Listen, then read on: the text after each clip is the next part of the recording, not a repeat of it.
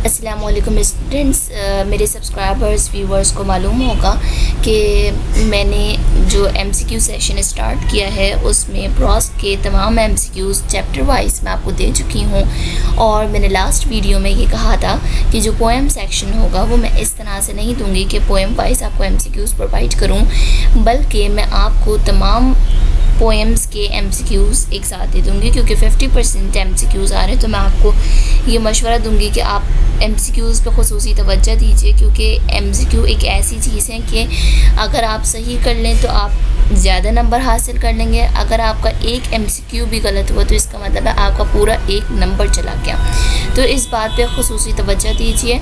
अब हम आ जाते हैं एमसीक्यूज़ पर जो कि पोएम के हैं। मैं आपको वर्बली बताती जाऊँगी कि ये इनके आंसर्स क्या हैं और ये कौन सी पोएम से लिए गए हैं। पोएट के नाम आपको वैसे ही पता चलते जाएंगे, लेकिन मैंने पहले भी कहा है कि जो मैं आपको एक रीज़नेबल प्राइस में जब आप परचेज़ करते हैं मुझसे पीडीएफ में एमसीक्यूज़, तो इस तरह से नहीं होते हैं। वो पोएम वाइज होंगे, ईयर वाइज होंगे। इसके अलावा उनमें आंसर की भी आपको मिलेगी। तो चले अब हम शुरू करते हैं। MCQ number 1, 7 Stages of Men is written by option A, William Shakespeare. Poet of this poem यानी कि वही 7 Stages of Men was born in April 1564 at, इसका ऑप्शन सी होगा, यानी कि A एंड B दोनों कंसीडर किए जा सकते हैं। Stratford on Avon is town in England या यूनाइटेड किंगडम, तो इस वजह से दोनों ही ऑप्शंस करेक्ट हैं। Option MCQ number 3, Samson was made captive by, captive का मतलब कैद कर लेना, तो इधर आप गलती से वाइफ यानी कि ऑप्शन ए पे टिक नहीं करिएगा क्योंकि ये गलत हो जाएगा। जो वाइफ है उन्होंने गद्दारी की थी, लेकिन जो कैद किया था वो फिलिस्टाइन ने किया था, तो option C. Number 4, Samson was a man with immense power. Philistine had put out his dash to make him less captive. Ice, option A. John Milton was born in 1608 at Sussex, option B. MCQ number 6, this speech 7 Stages of Men is extracted from Act 2, Scene 7 of As You Like It. 7 Stages of Men is uttered by Jacques. अब इधर भी आप गलती से Shakespeare न कर दीजिएगा। यहाँ पे जो आर्डन है वो फॉरेस्ट ऑफ आर्डन है, तो इसका तो सवाल ही पैदा नहीं होता। ऑप्शन तो कंसिडरेशन में ही नहीं आएगा। शेक्सपियर और जैक्विस में आपको कन्फ्यूजन हो सकती है, तो इसमें याद रखिएगा कि जैक्विस है।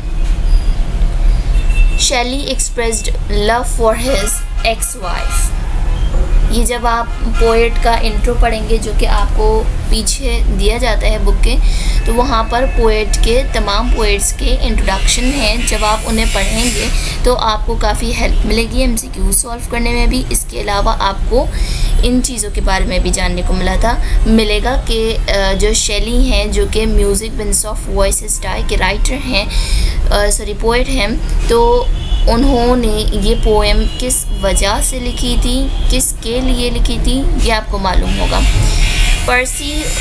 वही Percy Bysshe Shelley first married to a 16 years old girl, इन्होंने एक 16 साल लड़की से शादी की थी और फिर उस लड़की को इन्होंने छोड़ दिया था, यानी कि अब उनकी एक्स वाइफ, तो उन्होंने उनकी याद में ये जो है पोएम लिखी थी।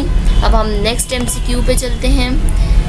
MCQ number 10, the first stage of man is infant, ये भी 7 स्टेजेस ऑफ मैन के MCQ शुरू हो गए हैं कि first stage infant, second stage school boy, option सी।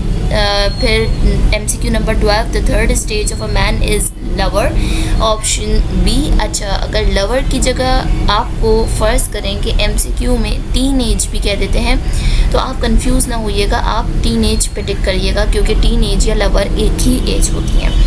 इसके बाद MCQ number 13, music winds of voice star is written by Percy Bysshe Shelley, जिनके हम MCQ प्रीवियसली कर चुके हैं। MCQ number 14. In this poem, poet compares the soft voices of loved one that vibrates the mind with the odor of sweet sweet violet, second option B. MCQ number 15, Samson and Milton both were blind.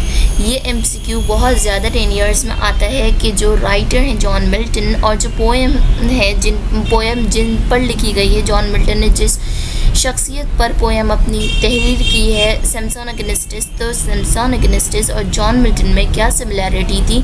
तो इन दोनों में ये similarity थी कि दोनों ही नाबीना थे, blind थे। MCQ number 16, the wife of Samson was option B, Delilah, जिन्होंने गद्दारी की थी, ये याद रखिएगा। इसके बाद MCQ number 17, Samson had been taken from captive through the treachery of his wife. Samson को जो कैद किया था वो फ़िलिस्तीन वालों ने किया था, और फ़िलिस्तीन को हेल्प किसने की थी ये सब करने में? तो उनकी वाइफ ने की थी, सैमसन की वाइफ ने। MCQ number 18, the thought expressed in Solitary Reaper was expressed in the famous poem The Daffodils. The Daffodils भी आप पढ़ चुके हैं previously।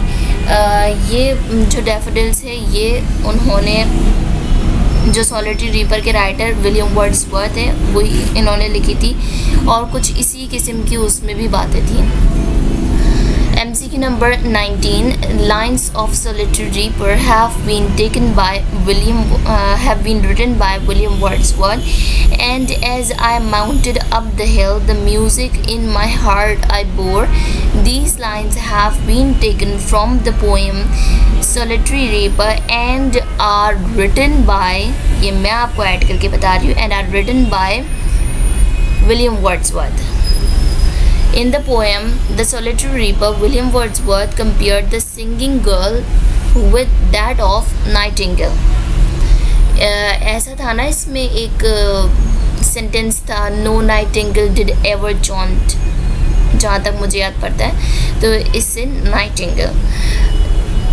MCQ number 22, Percy Bysshe Shelley was expelled from the university because he published a pamphlet called Necessity of Atheism. Atheist वो लोग होते हैं जो किसी रिलीजन को फॉलो नहीं करते हैं, तो इन्होंने नेसेसिटी ऑफ एथिज्म का पम्फलेट जारी किया, जिसकी वजह से इन्हें यूनिवर्सिटी से निकाल दिया गया।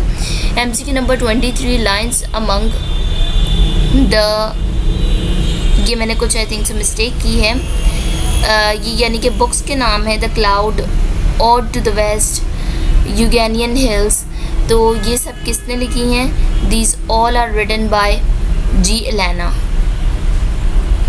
Sorry these all are written by Percy Bysshe Shelley. यहाँ पर थोड़ी सी गड़बड़ हो गई, ये इसका MCQ नंबर 23 का आंसर ऑप्शन बी है। इसके बाद अब हम आ जाते हैं MCQ number 24, Percy Bysshe Shelley was born in 1829। MCQ number 25, poet wants to tell the reader that dash never dies, love never dies। अब ये किसका है? इसमें तो आपको कोई हिंट भी नहीं मिल रही होगा आई थिंक सो। ये मैं आपको बता देती हूँ कि जब आ रहा है कि लव नेवर डाइज, तो ये किसने पैगाम दिया था? ये पैगाम दिया था पर्सी बिश शेली ने music winds of voices time में, कि उनकी जो एक्स वाइफ है उनका इंतकाल हो चुका था, लेकिन उनकी जो मोहब्बत थी वो जो हमारे पोएट हैं पर्सी बिश शेली उनके दिल में बसी हुई थी, तो उस वजह से उन्होंने कहा कि लव नेवर डाइज। इसके बाद फिर rose leaves when the rose is dead, option C are heaped for the beloved's bed. See not the struggle, not a will, is written by Arthur Hugh Clough. Poem gives the message that never say struggle। ये इसके options missing हैं, तो मैं इसका आपको बता देती हूँ कि जो पोएट ने अपनी पोएम में बोला था, उन्होंने ये कहा था कि never say struggle is of no use. ऐसा ना कहो कभी कि स्ट्रगल किसी काम नहीं आएगी, बेकार है, वेस्टेज है, ऐसा नहीं है। MCQ number 29, human labor never fails according to Arthur Hugh Clough।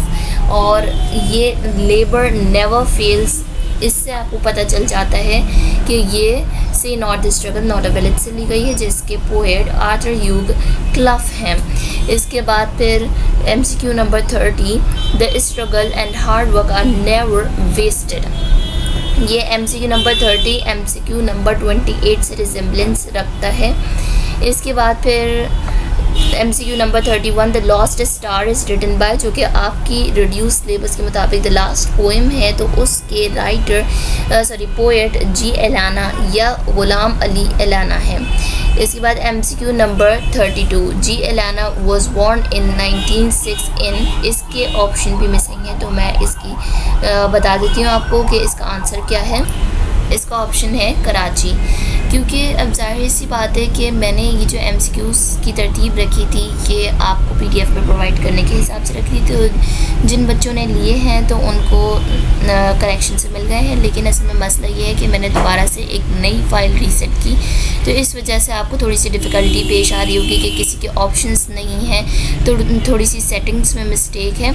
I am sorry for that, लेकिन जब आप तरतीब बदलते हैं तो थोड़ा बहुत मसाइल आते हैं, सो प्लीज़ इग्नोर इट। और अगर आपको वीडियो पसंद आई तो काइंडली इसे लाइक कीजिए, चैनल को सब्सक्राइब कीजिए। अगर आपको नोट्स बाय करने हो तो आप मुझसे डिस्क्रिप्शन में दिए गए लिंक पर व्हाट्सएप से रब्ता कर सकते हैं।